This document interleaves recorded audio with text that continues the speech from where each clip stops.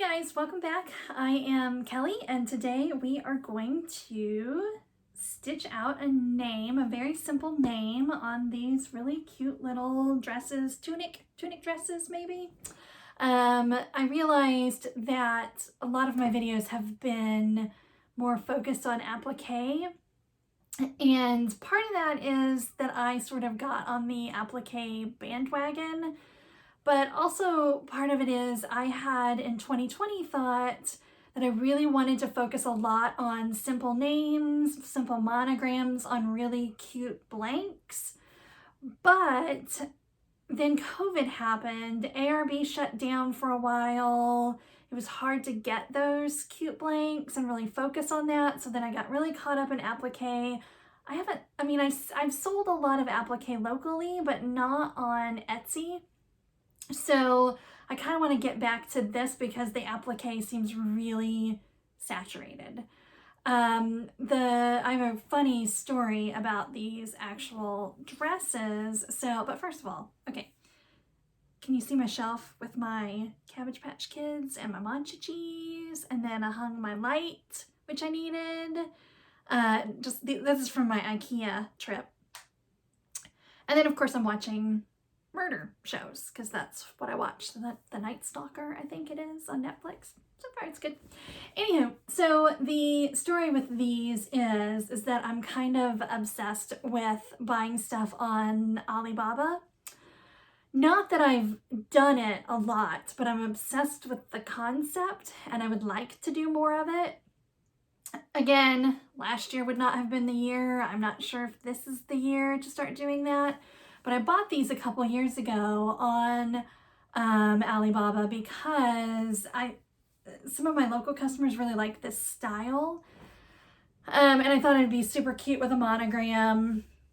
And even thought that maybe if they got popular, I could then sell them as blanks.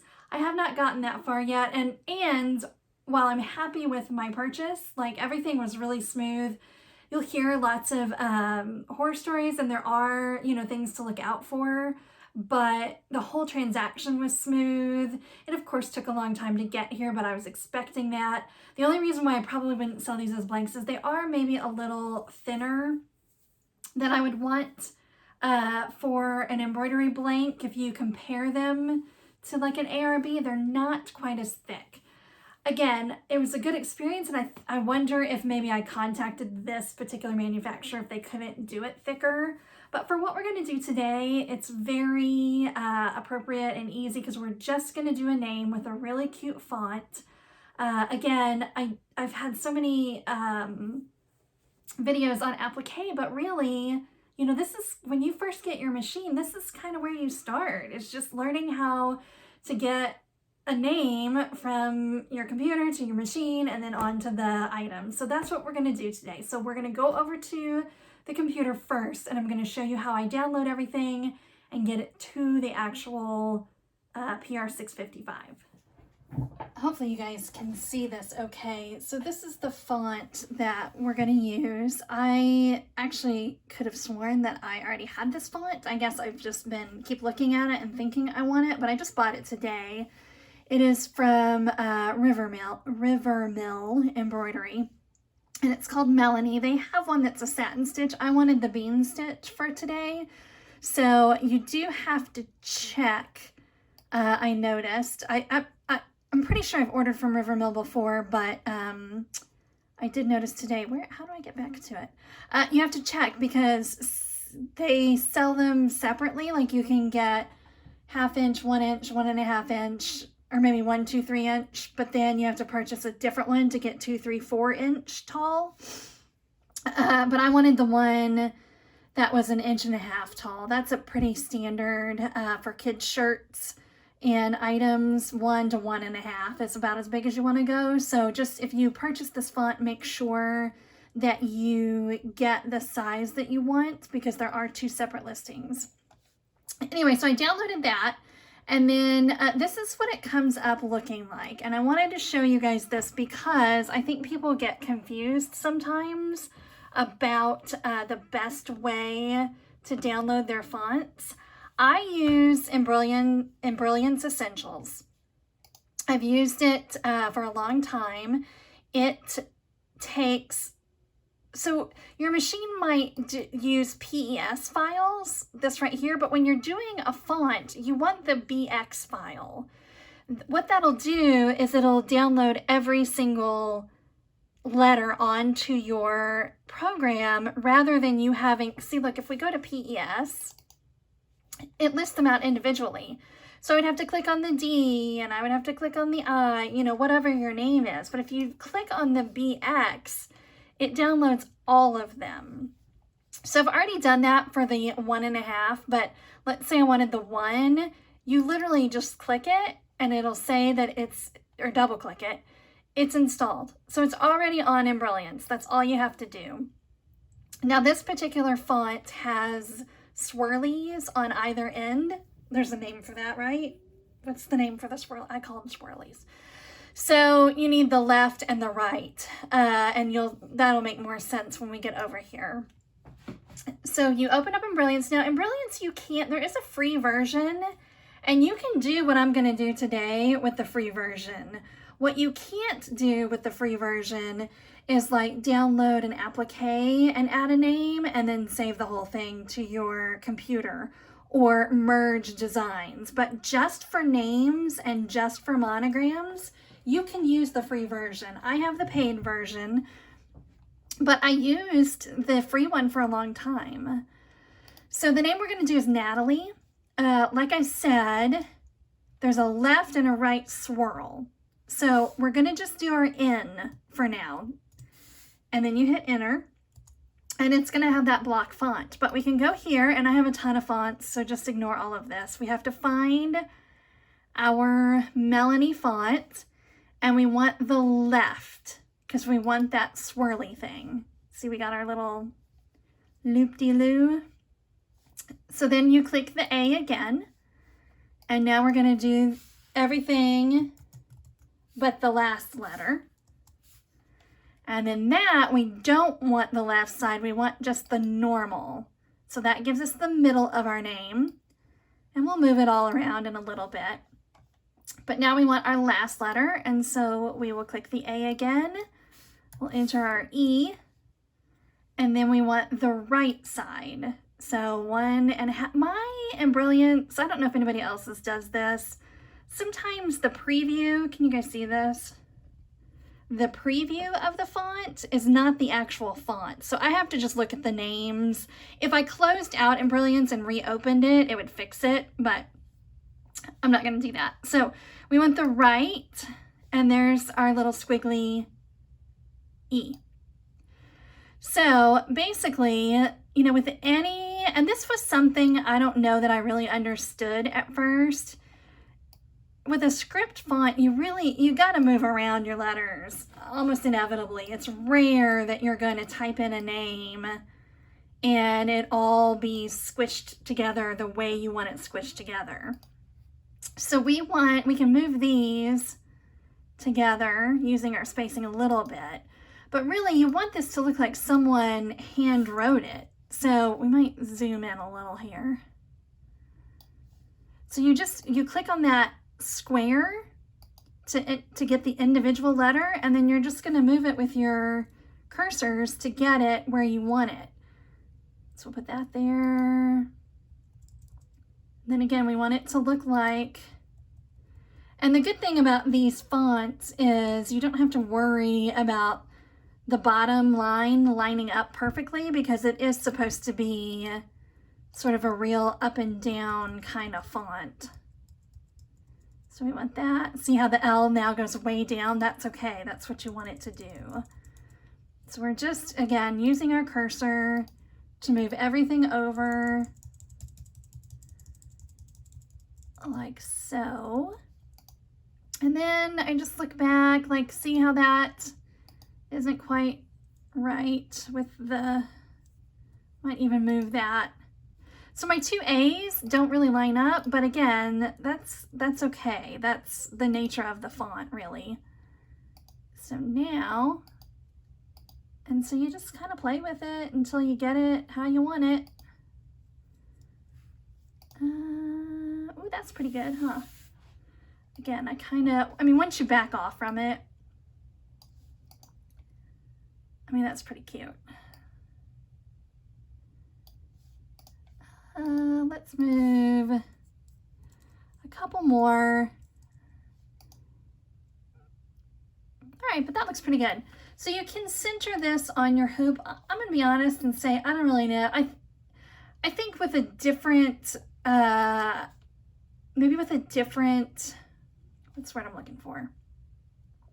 Machine, that might matter, but on my machine, I trace it out anyway, so it doesn't really matter where it is on my screen, but we'll center it, and that's this little button right up here. I don't know if you can see it. Centers it on our hoop, and then we just do File, Save Stitch File As. My, let me turn you.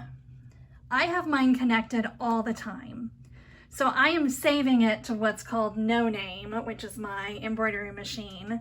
But if I didn't have a dedicated computer to where I do this, you can just download it onto a jump drive and then put it on your machine. But again, mine is always plugged in. So I just save it to No Name. And I just pick a random thing to save it as, because it'll only save it on your machine until you turn the machine off, unless you save it onto the hard drive of your machine, which I never do. But anyway, so there's our name. It looks pretty cute. I'm happy with that. So we'll take, let's go hoop the item and get it on the machine. So speaking of buying things from China, I asked for this for Christmas, and if you've ever seen the Cricut brand heat presses, there's a big one, and then there's these little ones that look like this, but this is actually oh, there's the name.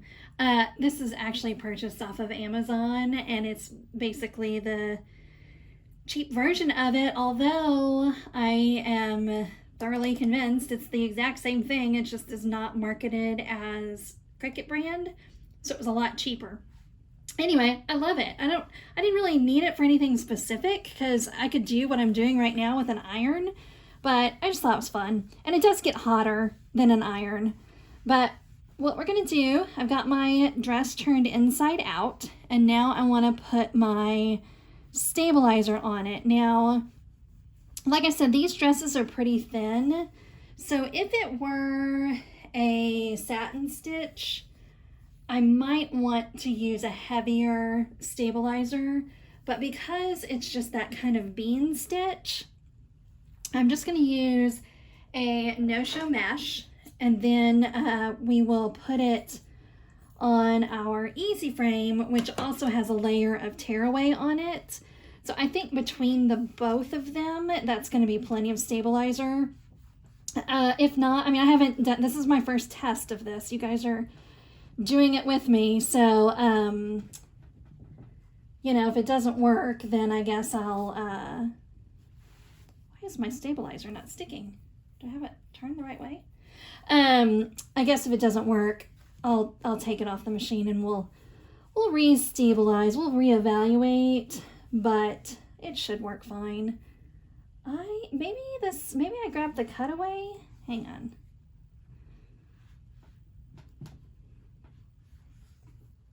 I must have. Let me check it.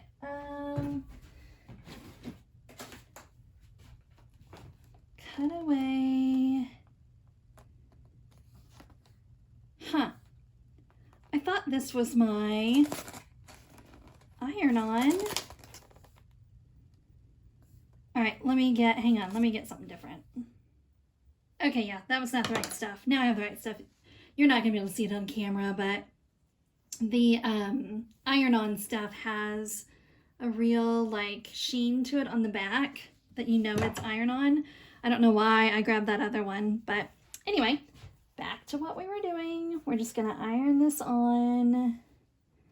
And again, this little press, that's why I couldn't figure out, because this little press gets so hot, it usually sticks on there pretty quickly. So you don't have to be super diligent with putting this on, because you are going to tear some of it, or not tear, cut some of it away. when you're done. So we got that. We'll turn it back around.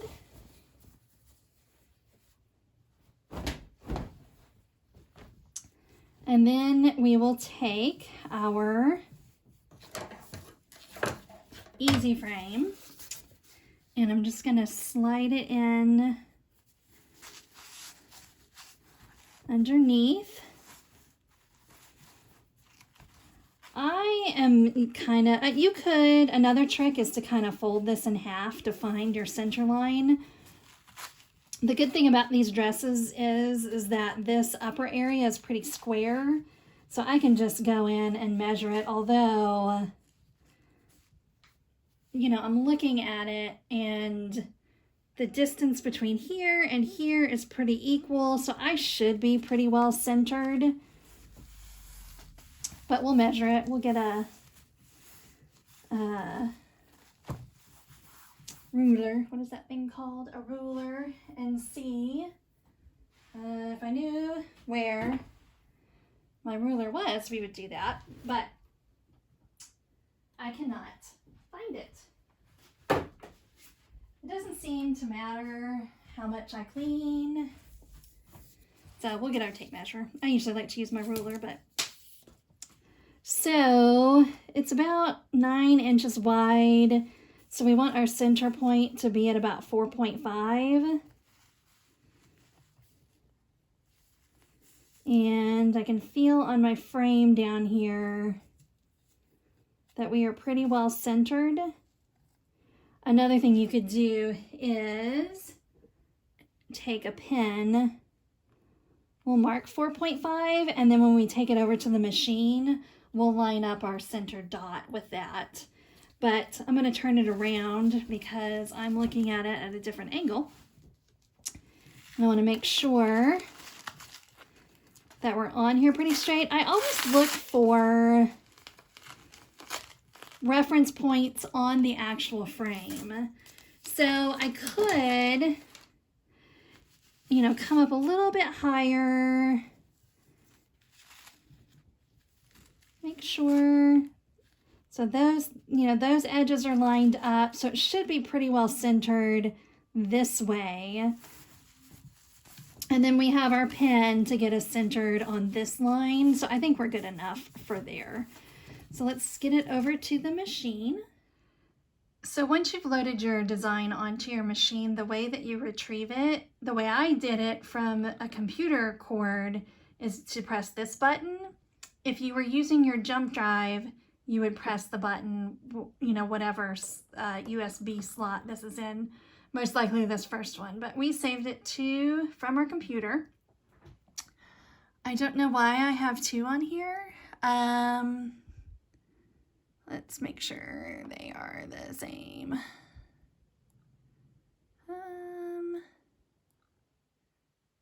Okay, I don't know. Anyway, so our name is on there, and then you just hit set. And then what we're going to do, if to hit edit in, is we're going to make sure that we are centered. So we're going to click that button. We're going to click our center line here, and then we're going to go judge it against this pin. So move it up, and then we'll line it up with that. Oops, it's going too fast. Line it up with that pin. So now we know that we are centered. I'm just going to come up from there because I don't want it, you know, down that low. I actually might look at the top. Bring it down from there. So sometimes what I'll do is I'll look at, like, okay, what's my tallest letter? So my T and my L are the tallest letters. How high up do I want them to be? And then how low do I want to come?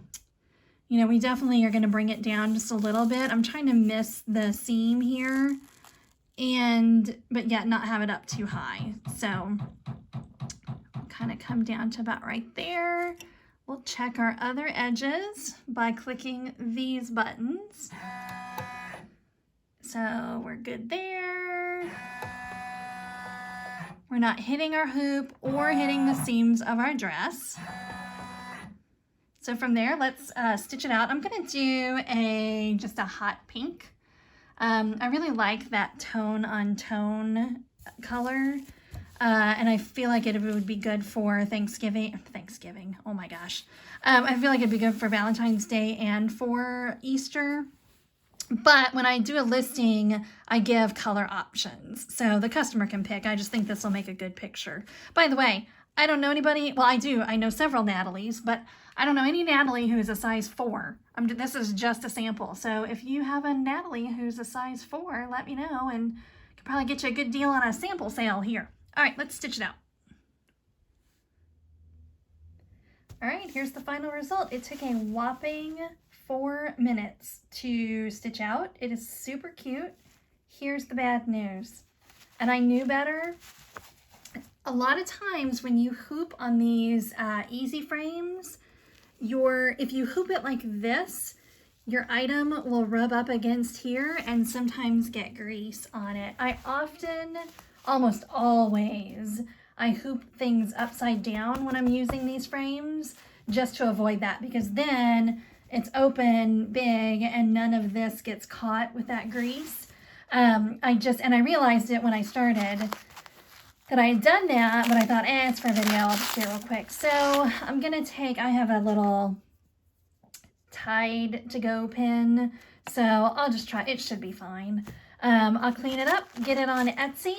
And yeah, just a quick, easy little project. Again, I'm serious. If you know a Natalie who wears a size 4, contact me, and for the cost of shipping, probably I could send this to you. So anyway, guys, have a great day. I will see you soon. Thanks.